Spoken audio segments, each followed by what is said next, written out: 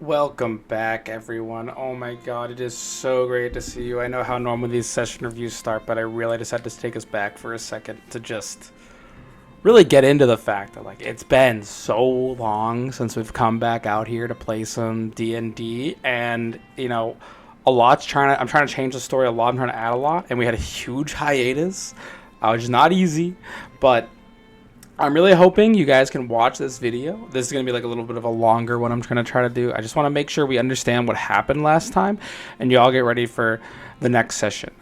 Because it's essentially we're trying to move the story a little bit faster, and I'll have more time to build things up and cook on actually making good D&D events because I'll be out of school. So I'm really excited to get that ball rolling, and that was the whole point of this beginning scene where we have this hunters meeting, which was built up for years. I mean, a year, but a pretty hot minute. So I'm just hoping that we can bring this momentum into the story and really get rolling. So I'm going to go over what happened last session. A lot of you probably don't remember too well what occurred. I barely did. I actually almost had like a freaking crisis. I was watching fucking Revenge of the Sith, Star Wars Episode 3 in theaters. I'm not a Star Wars fan, but now I am because I had never really watched the movies before, and that movie was good as hell. But I was having this crisis as I was, my Eddie was hitting, and I was like, damn, I don't know what the fuck happened last session. So I've been bringing it back in my head and trying to piece together what the hell happened, but a lot of lore is coming out. I know all of it, but I have to make sure I don't tell you guys things you haven't learned yet. So it's gonna be good. It's gonna be good. It was a really fun session. I'm excited to go through it with everyone again, just kind of relive the fun time we had, because it was a jam-packed 3 hours. I'm gonna be honest, this was one of the most yappy sessions, and it was nothing but straight plot the whole time. I felt we ended like 15 minutes early, I think, but that was straight heat throughout. No breaks, no nothing, no frills. So you got my my person version. Can't wait to catch up when we see each other again. But you got the webcam this time, straight webcam, But now we're gonna jump back into the slides and we're gonna go over what the hell just happened this time. So y'all went to the captain's meeting. Big thing. It is a once-a-year tradition where all of the hunters in the hunter organization, all of the captains and high-ranking important hunters meet at the epicenter of the hunter organization. It is the epicenter for a very good reason, which I'm going to show you all in one of the upcoming sessions. This is the reason why all hunters come to this area. It's very impactful. It's very interesting, but just know you are here. You are where the hunters are. You are where the energy comes from. And you are at this meeting where all of the strongest hunters, which hold the hunter energy in them, all meet to explain the state of the world. This has been going on for many years, ever since the Wizard King kind of set this into stone. He is a very old entity. He fought in a war 200 years ago, which essentially established the Hunter Organization. And this is where the meeting occurs. This area is protected from outside Nen. No Nen can get in or out, which is something that is very difficult to do and can only be achieved by the Hunter Organization. So as you all go through this and you learn about all of these things, the Wizard King stands up at the beginning of the meeting after everyone has sat down, and he begins to explain the general review of the world, what's been occurring generally speaking. Now, this is pretty rudimentary to those that have been in this meeting before. Some people, it might be kind of new. You guys specifically have no idea about this. Most likely Asta isn't the biggest knower of these things. Killua, you're unsure if he's been to a meeting before, because he just seems kind of young, so maybe he wouldn't interact with it. But the Wizard King comes up and he explains that for 200 years ago, a war was fought known as the Great War. In this war, after it, the Heart Organization was the Heart Kingdom was defeated, and peace was made whole again. In this fight, the Neuron Star that the Hunter Organization holds was taken by the Neuron Star was taken from the Heart Kingdom in the end of this war, and now the people of the Heart Kingdom believe that their Neuron Star was wrongly stolen from them 200 years ago by the Wizard King, and they have begun an organization known as the Cult of the Stolen Star. These people believe that the Clover Kingdom wrongly took their Neuron Star 200 years ago, and now they are building a defense to take it back. This is the Heart Kingdom. These are your main enemies. These are the main opponent to the Hunter organization, and they are who eventually has the big bad evil guy that you're going to have to kill to finish this campaign. And this is your enemies. So we will go more into them. We will learn about the big bad evil guy. I know we've had a lot of small big bad evil guys, but there's a big bad evil guy. Okay, BBEG. It is an acronym generally used in the D&D community. So big bad evil guy is coming. Don't you worry about that. Had some cooking on him. Again, I know I'm just rambling, but a lot of the core plot is coming out now, and I just hope that we can all, as together, try to get a little bit more ready on it, just so you guys understand. Because we've kind of been going here and there, but now there's gonna be side shit still, but we're finding out the true crux of it all. The Wizard King explains this. He explains that the Cult of the Stolen Star is a very powerful organization, and he explains that they, again, wrongly believe that their star was stolen, and they have now just, sadly, been able to get their hands on a Neuron Star. Now, this information, that line, is specifically the only thing that had new information for most of the people here, and it was terrifying. The fact that the Cult of the Stolen Star has a Neuron Star means that it's like saying the other country has a fucking nuke. It's like, no, like, we have to stop them, because a Neuron Star is extremely powerful, again, akin to a modern-day nuclear weapon, and, it should not be stopped. It has to be stopped. They have to understand more about this. So immediately, once the Wizard King says this, we break into all-on fucking chaos. Everyone in the room is yelling, screaming, pointing around, so fucking curious on how the hell this was possible, how the Hunter organization allowed it, and what this means for them. Because this, we were teetering on war potentially with these people, but we were mostly keeping them at bay. This is all on, like, we have to start a war. This is the opening event, and you all were there for it. Do you remember this guy over here, Jaren Cross? Yeah, he has a name now. Fucking weird. I don't know if I like Jaren, but fucking Jaren, okay? Jared, I don't know.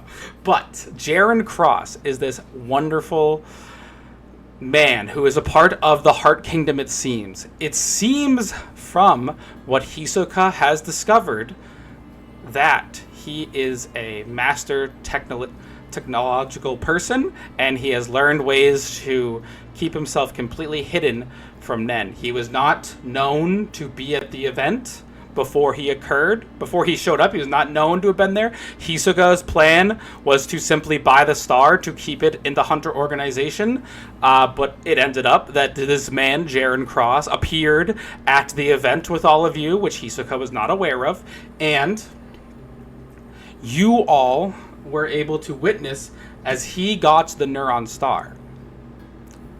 So, Hisoka explains that to everyone. That this man just showed up, and he was there, and he got the Neuron Star. People are furious. They think that Hisoka has failed beyond belief. That Hisoka is a terrible leader of the espionage organization, and that he simply needs to, like this was a failure on all ends. Like, most people don't really even trust Hisoka because he's a warlock. So on top of that, people are just furious. As this happens, it is then also brought into the question the fact that you were all there. And Hisoka states that the fact that the Hunter team, you guys, you fucking chuckle fucks, like, who gives a shit about y'all? Random people that came off the street 2 months ago. You were all there, and that was reason enough that Hisoka did not think it was worth to risk your lives and his life in order to get the Neuron Star. Now, why? Who knows? You might be able to ask this who knows who's telling Hisoka to make such a play? Because, listen, Hisoka, besides the fact that he has a personal connection to Inu Tawagoto, you all might not remember this, but Hisoka was a part of the party that Inu Tawagoto had his little fucking side backstory mission on that all fucking died from a demon. It happened in one session, but his whole team died to a demon. Hisoka was previously in that party, but was taken out of that party because he didn't ideologically fit with the fucking goody two-shoes Inu Tawagoto type that entire party was full of. And so he has a personal affection to Inu. He probably wouldn't want Inu to just fucking die. And he probably thinks that Inu would die if he tries to fight this guy. And then, on top of that, it is essentially a piece where he says, although I have that personal, you in your heads, you all know, although he has that personal connection, he risked the Heart Organization to get a Neuron Star instead of potentially trying to stop this guy. This is crazy. People are whatever. The Espion people are upset, but it is what it is. We have learned. Hisoka continues to explain that he has not yet entered the Heart Kingdom, and he is not able to breach our defenses in order to get into the Heart Kingdom. So he is hiding somewhere in Xanthar's Peak. But he believes that a war will begin at some point for him to be taken back into the Heart Kingdom. Again, he bought this thing like a week ago because you all were in the forest for only a week. So it's like, okay, he bought it, but this is it. The information has been given because it's like a week ago, and now he has it, and he's getting closer to it, but he's not yet through the border. So again, crazy shit. It just fucking happened, and y'all fucked off to a forest for a week, and you guys are also like 10 times as, like, not 10 times, you guys like twice as strong as you were when that fucking happened. You guys were like level 4 when you went to fight Vicus, then you went to level 5, now you're level 7. Like, you guys are also like twice as strong as you were. So it's very crazy stuff that's happening super quickly in this world. Hunters can level up fast if they have the experience to bring them to where they need to be. And you guys have a shit ton of experience, let me tell you that much. Y'all have done crazy things. So, let's get back to the story. Bring us back. Too much yapping. Okay. The Hunter Organization now has dealt with Hisoka. Hisoka was told to essentially explain all this, as that was his job. He was called up to give his part of the captain's meeting. Hisoka gave his update. Now, it is pointed at all of you. You are all then asked to introduce yourselves. Now, sadly, I didn't make a good slide for it, but explain is that all of you decide to explain yourselves in a way. Now, I am, just because I don't know if I'm going to the Discord. I sent y'all this image. This image is in the Discord, and I want to re-explain like what the hell happened here. We're gonna get a little into it if you don't mind me. Okay, freaking over here, our boy. I believe we start this interaction with Inu. I believe Inu comes out, and Inu says he uses some kind of dash to dash forward, and then he says like, "I'm Inu Tawagoto. I am a very wonderful man that is super focused on following the Bushido code and wants to bring people to justice." Now, Inu, please correct me if I'm wrong, because I definitely didn't do it the way you'd want me to do it. But, sorry. As we go, then I believe the next person is Bunny. Bunny decides to say, "I love Toby," and go into her Toby form, I think, and then say, "I love Toby, Toby's my god," and then like show his dog to like everyone. And then after that happens, Diogen decides to teleport to, I believe, Elora, because he's like, who's Elora being this lady over here? Tries to teleport to Elora and then like try to flirt with her. And then Elora is like the only hunter that like uses religion and like god fighting, and she's like the best at it with the god of love. So it's crazy interaction for him to just fucking out it.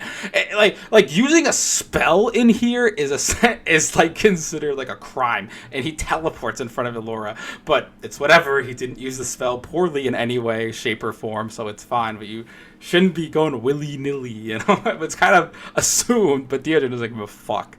That being said, he dances around, makes some noise, talks to him, says hi to Riffs, tries to flirt with Braum, goes over to Hisoka, Killua, asks them some questions, whatnot. Then Cruel Wrench attempts to showcase a little bit of their aura and say that they are a really good lover of capitalism, and that Cruel Wrench is a super cool demon. And they're like, wait a second. Wait, let me get this right. So you're a warlock, and you love your demons so much, and you now have a second demon that we've heard about named Vicus that's also under your control, that you gave the majority of Riften to. 50% of Riften was given. That the Hunter organization took a few weeks to get this data. I mean, not a few weeks, sorry. You had a week. It took a little bit of time for this data to come in. But it was eventually shown very clearly that Vicus has control of Riften. And that is why Cruel Wrench was put on the demonic, tracking thing to determine, if they make any more deals or if they've made any other deals. One of the biggest questions about that tracking was if Cruel Wrench has made deals with any other deities. Cruel Wrench would have been considered an immediate enemy of the state if they had 4 demon contracts and the Hunter organization just hadn't learned about it. Enemy of the state, pure evil, someone that is trying to branch into many different demonic pathways. Terrible. But Cruel Wrench wasn't. Cruel Wrench only had a contract with Vicus, and Cruel Wrench had a contract with our good friend PepsiCo, who we all love. So, considering the fact we all love PepsiCo, that's okay. But Vicus just ruled Riften horribly for so many years and did such horrible things and essentially caused a drug ring and dirtied the city. Okay.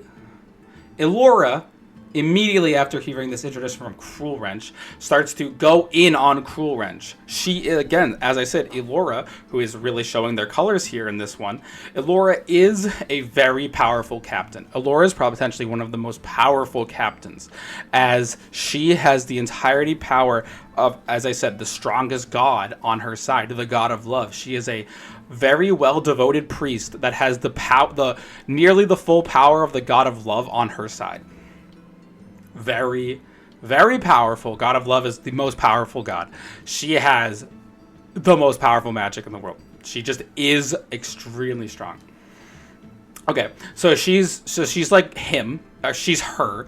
My apologies. And she's pointing down Cruel Wrench. Cruel Wrench, essentially, until this point, was indefensible. But Cruel Wrench is able to come up with the fact that due to the barrier around us where we cannot interact with any outside man, I could only talk here where Vicus could not listen. Now that you can all listen to me, clearly you have to know that my plan is to betray Vicus in order to make PepsiCo stronger. Because I believe that PepsiCo's demonic ways are more peaceful and good for society compared to Vicus's, abusing ruling ways.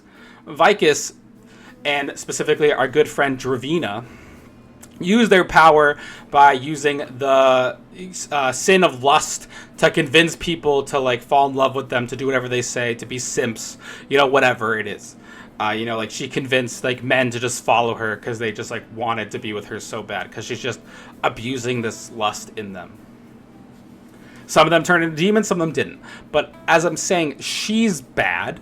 PepsiCo just makes Doritos. I know it's weird, but PepsiCo specifically is only gaining in the sense of the greed.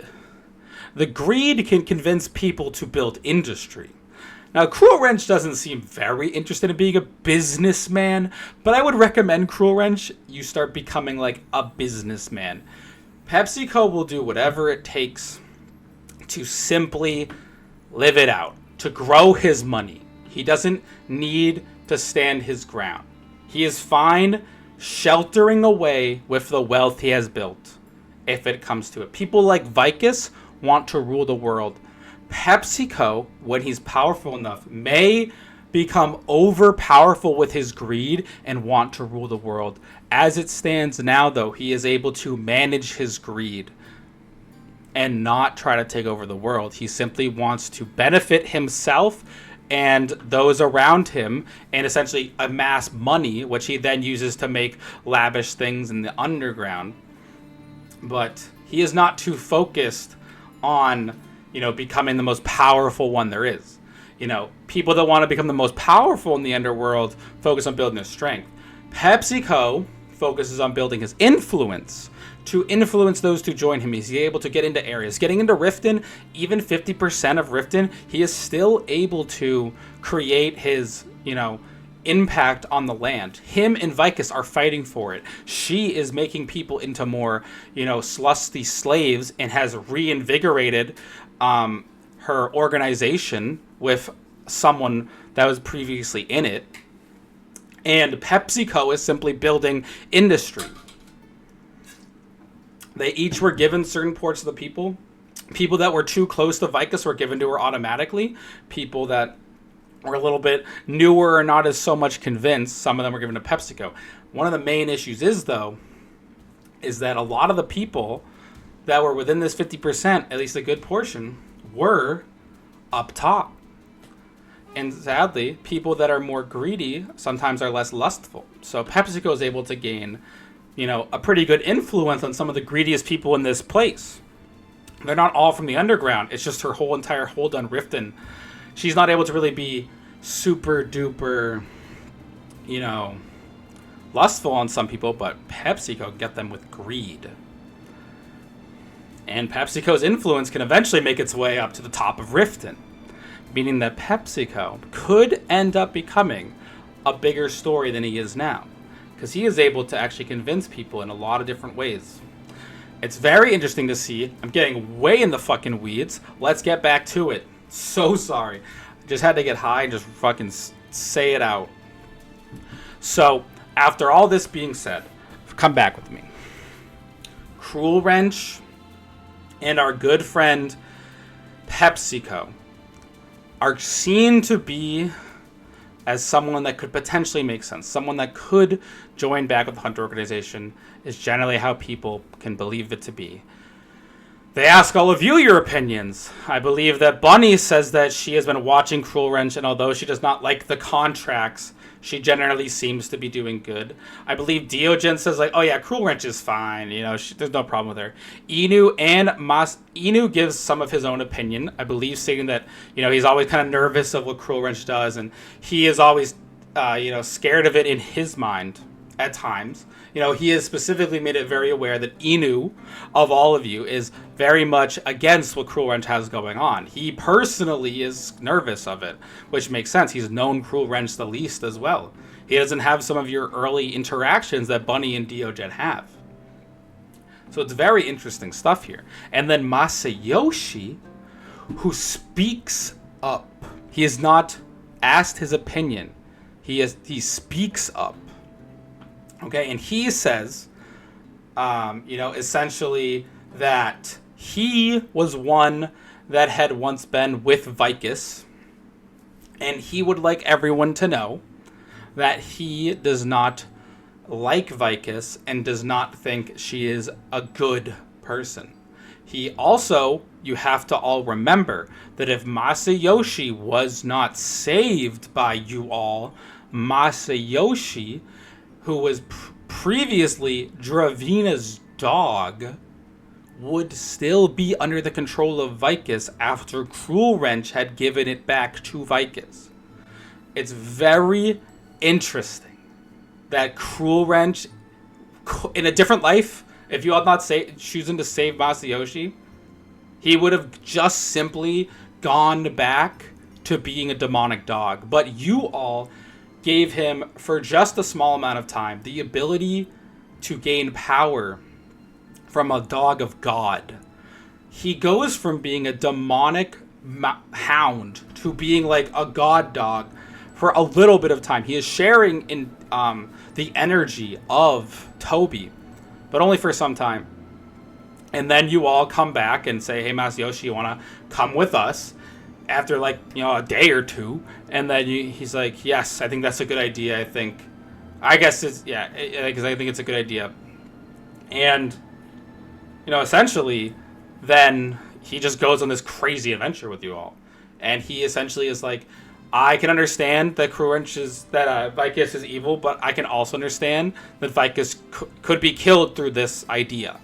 And he would like it if Vicus's reign was stopped forever. Because even if you all leave her from Riften, she's going to find someone else eventually. But killing her will stop her influence. A demon like Vicus, she doesn't come around, every other fucking year. Okay, we're talking like years and decades of power building. And she's only the 5th highest ranking demon, but just saying, if you could kill her, that would definitely help for a while, as it takes a long time for that kind of power to come back. But the demons have been running rampant in the most recent years, so it's very, very interesting to see. After this, let me go back to the slides. Our good friend here, Cruel Wrench, is eventually Elora comes up and says that Cruel Wrench needs to be tested. We need to do a truth seek on them, which is, again, she brings it up out of turn because a spell is, again, not something that is normally used at these things. The other people still abide by this rule.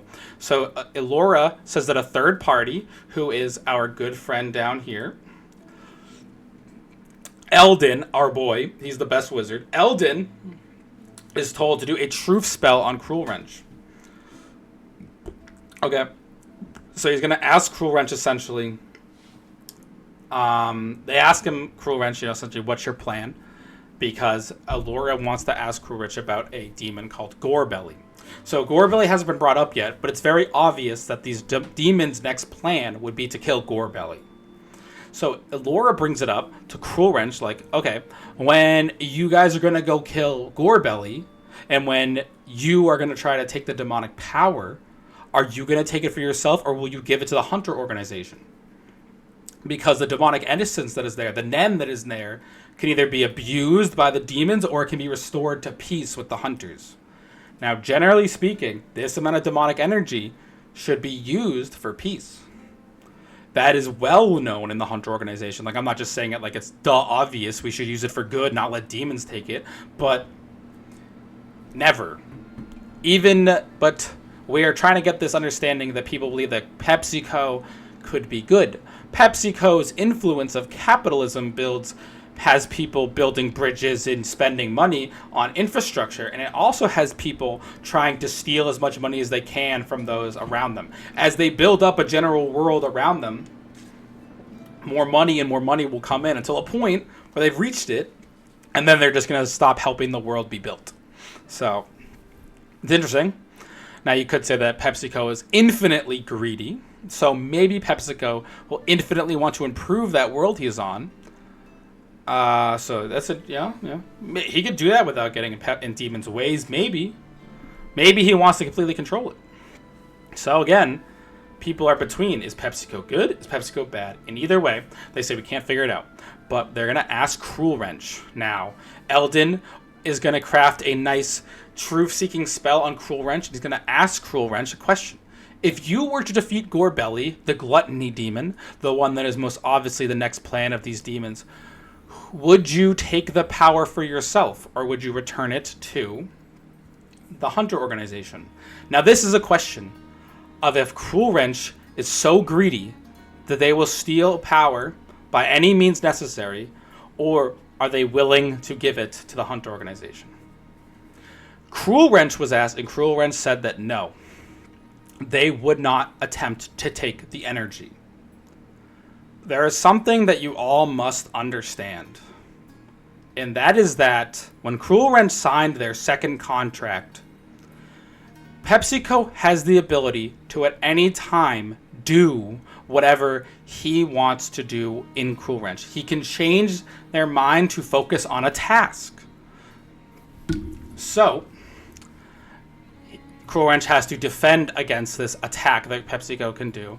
But honestly, I've used it so infrequently that I think I'm going to make it so that it cannot be used every day, but it is guaranteed. PepsiCo can take control of Cruel Wrench. So in this situation, it is most likely, I just spell it out for y'all, that PepsiCo may try to take the power. But we know now that Cruel Wrench would not take the power themselves. It is all on PepsiCo to attempt and steal it for himself. It's very interesting. We all know this as an organization. It is the idea. Cruel Wrench is more focused on trying to keep himself in the Hunter organization. At least for now. He doesn't want to fuck off with PepsiCo. Is that because Cruel Wrench thinks that they're not strong enough to fuck off with PepsiCo? I don't know.